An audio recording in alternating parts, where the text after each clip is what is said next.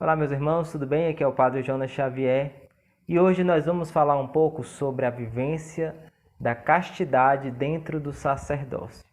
A primeira coisa que a gente precisa saber é que a castidade é uma virtude evangélica, é uma virtude que Jesus viveu.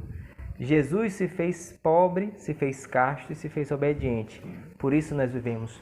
Todos os cristãos são chamados a viver a castidade, a viver de uma forma inteira, se dedicando e sem muitas divisões no seu coração.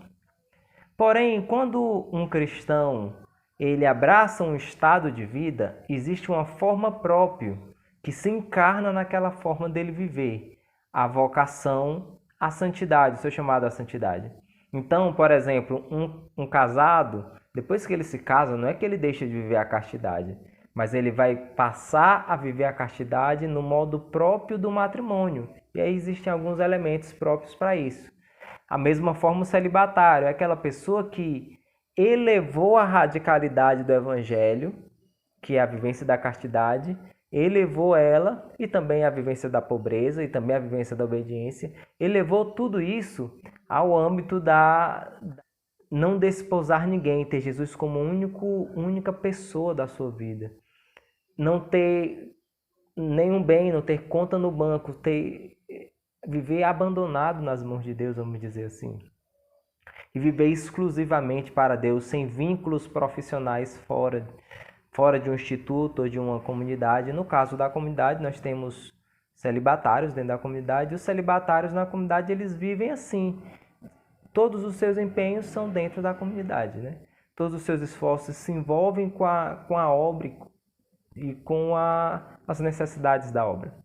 Bem, e existe também o celibato no sacerdócio.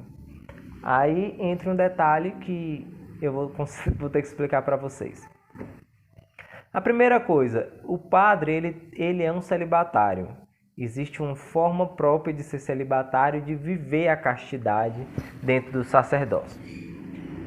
A primeira coisa é que o celibato dentro do sacerdócio ele tem uma característica primeira, que é o sacerdócio, o celibato dentro do sacerdócio, ele é um celibato sacerdotal, ele é um celibato disciplinar. Ele não está diretamente e essencialmente ligado ao ministério do sacerdócio, mas na prática e na disciplina da igreja, sim. E a gente diz que não está diretamente, mas existe uma profunda ligação entre o celibato e o sacerdócio. Mas existem padres que não foram casados, já existiram isso na história da igreja, e também existe isso nas igrejas de rito latino.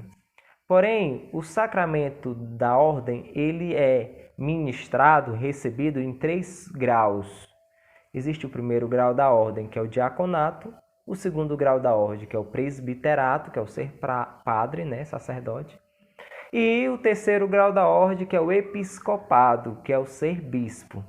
Bem, nas igrejas do Oriente, eles admitem que um padre se case. Ele não pode se casar depois de ser ordenado, mas ele pode ordenar um padre já casado. Por que isso? Porque na disciplina deles, eles imaginam assim que o celibato ele vai estar ligado só ao terceiro grau, ao último grau da ordem, a plenitude do grau da ordem, que é o ser bispo, que é o episcopado. Por isso, eles admitem também padres casados.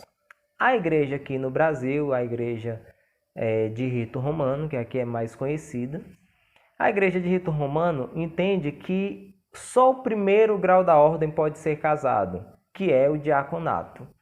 Aí entra algumas discussões de graus, mas o importante é chegar a uma conclusão. Só é possível ser plenamente sacerdote, e todas as igrejas católicas concordam com isso, toda a tradição da igreja concorda com isso. Só é possível chegar à plenitude do sacerdócio sendo celibatário. Nunca se admitiu um bispo casado na história da igreja. Por quê? Porque é a plenitude, é o último grau da ordem. Então é isso. Eu acho que deu para entender essa dimensão de disciplina. Por isso que podem mudar, mas a gente não pode ser um bispo e também a gente não pode se casar de novo. Um padre inclusive eu vou falar aqui no que nós estamos acostumados, né, no rito romano, um diácono, ele pode ser casado, porém, se ele ficar viúvo, ele não pode contrair outro matrimônio, porque ele vai estar à disposição da igreja. É essa a disciplina normal da igreja. Então, o que acontece? Motivos pelo qual o sacerdote abraça esse celibato. Primeiro, por uma questão disciplinar, que foi isso que eu expliquei. Segundo, por uma questão de disponibilidade. Eu era diácono, fui diácono, só que diácono provisório. Um diácono que estava se preparando para poder receber o outro grau da ordem, o segundo grau, que é o presbiterado. Mas comigo foram ordenados 4 diáconos. E esses diáconos permanentes, eles eram casados. Portanto, eles eram tão diáconos quanto eu. Mas o fato dessa permanência deles implicava numa disponibilidade missionária um pouco menor. Então, quando o bispo precisava de um diácono quando o bispo ia dar a função para um diácono permanente, ele pensava e dizia assim: olha, você vai ficar trabalhando nessa paróquia, perto da sua casa, trabalhando em tais horários, fazendo tais atividades, responsável por uma coisa e outra. Ele não vai, dificilmente um diácono permanente vai ser pároco, por exemplo, ou assumir alguma coisa assim maior, sozinho. E muito menos ele vai partir em missão para outros lugares, porque quando o bispo precisa enviar um padre, um diácono, vou usar o diácono para vocês entenderem. Quando o bispo precisa enviar um diácono para longe, ele vai procurar quem? Um diácono provisório, que é solteiro, que é celibatário. Porque o diácono provisório ele tem mais disponibilidade missionária. Ok? Eu acho que até aí tudo bem. Tem um detalhe. Eu sou um padre da comunidade católica Shalom, sou um padre missionário. Portanto, eu posso partir para qualquer lugar do mundo. E se um padre diocesano que se muda aqui numa região curta, a diocese geralmente são 3, 7 cidades, depende do tamanho. São poucas cidades e próximas, né? Ele mudam, mas nessas paróquias, dentro dessas cidades, dentro dessa região chamada diocese. Eu, por exemplo, fui transferido, não fui ainda por causa da pandemia, a gente ainda está em agosto, né?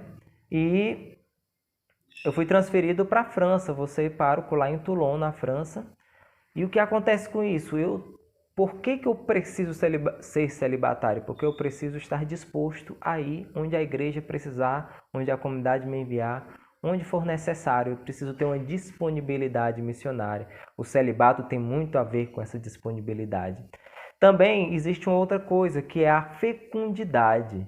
É inquestionável essa dimensão de fecundidade. Essa dimensão de fecundidade espiritual, primeiro ponto. Essa fecundidade espiritual é inquestionável. Você entende que neste sacrifício, nessa oblação do sacerdócio de não se dedicar a outra pessoa, a gente vê nisso uma fecundidade que é própria desse padre. Porém, também existe uma fecundidade humana. Por que humana?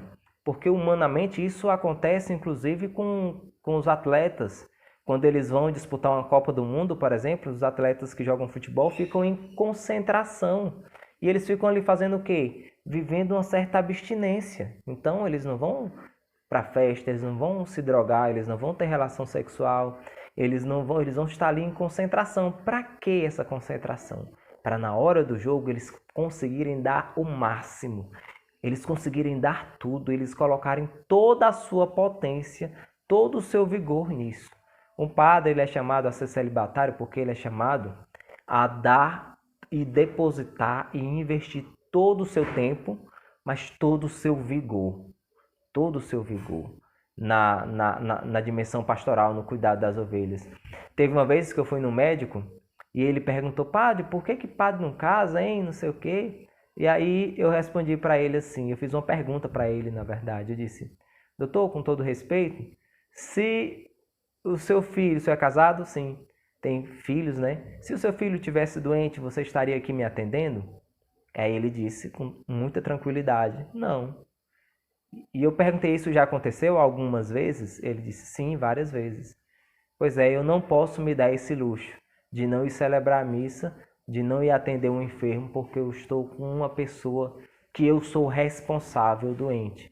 É muito bela a vocação do matrimônio, mas o meu chamado é estar à disposição do povo, disposição. Os meus filhos são muitos, vamos dizer assim. E existe uma outra questão da forma da gente viver o celibato, não só o celibato, mas a castidade, que entra na questão da nossa postura. É muito comum nós associarmos o celibato com não só o celibato, a vivência da castidade dentro do celibato, com uma visão esponsal. Então, existe uma relação esponsal entre Deus e essa pessoa que é desposada por Deus no celibato. Porém, o sacerdote também é celibatário, mas ele, nessa relação, normalmente faz a figura do esposo eucarístico de Jesus. Geralmente ele fica sendo, ele age in persona Christi, na pessoa do esposo, e é desposado pela igreja, ou melhor, desposa a igreja. O padre se casa com a igreja, então essa relação esponsal é muito mais na figura do esposo, que é uma figura que identifica muito a vivência e a vocação do sacerdote. É importante a gente entender também que o padre, ele tem uma certa... Assim, a forma de portar tem que ser condizente com o seu estado de vida. É estranho quando você não reconhece que uma pessoa é casada porque ela não se porta como um casado. Existe algo de casto, algo de próprio daquele estado de vida que vai expressar isso. Ao mesmo tempo, tem coisas que talvez seja estranho para um padre, porque talvez não seja próprio daquele estado de vida. Conversas, amizades, diálogos, ambientes. A gente vai entrando, não é entrando numa forma, mas a gente vai sendo conduzido por Deus e naturalmente a gente vai construindo um estilo de vida que seja coerente com o estado de vida que a gente abraça, no caso, o sacerdócio. Então é isso, muito obrigado pela atenção, Deus vos abençoe.